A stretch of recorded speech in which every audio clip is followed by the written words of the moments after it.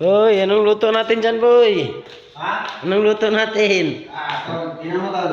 Anong ulam natin dyan? Yan, sinigang na bangus.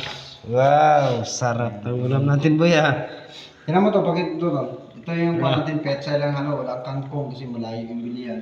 Tapos may nagbili tayo ng kuwan, yung talbos ng sili. Yeah. Yung halo natin dyan. Anong Tapos, tira mo ito, boy? Sinigang na bangus yun. Utang. Tapos, ito yung kanin. Ito yung kanin natin. Astagfirullah.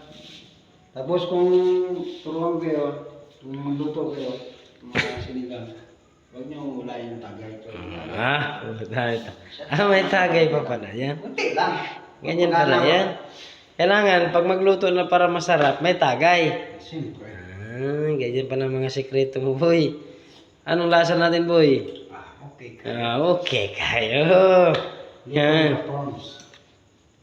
Yan ang mga lutong mga taga, ano. Anong tira yan? Taga saan lugar yung mga tira ng mga ganyan luto? Sa mga taga-upi. Yan, taga-upi. Yung mga tira na taga-upi, no? Ano naman ito, boy? Anong tawag ito, boy? Yan yung, wala na kasi tayong kutsilyo. Yan yung pang-slice yung damas niya. Yan pala yan, boy. Saan ang mga kwarto natin dito, boy?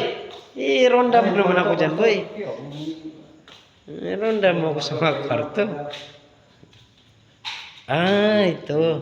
Ilang kwarto ito, boy? Hindi pa kami nakabili ng bed. Kaya, alam mo natin, ay karton basta yung animal word. Animal world. Astagfirullah.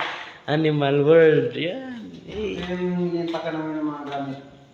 Suroy mo naman kami sa bahay mo. Wala ako. Tingnan mo yung kuwan. Ito mga gamit mo, boy. Ito lang lahat. Dito, panggamit na yung lahat ha.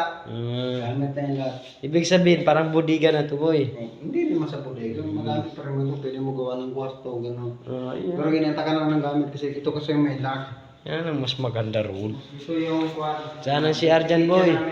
Ano yun, boy? Yo, we need it. Yan, ito yung mga shower. Hindi. Ginakuha na. Pagkaralan pa kung kwan. Ito yung CR mo. Yan, CR. Hindi lang ba? Ang the best dyan, boy.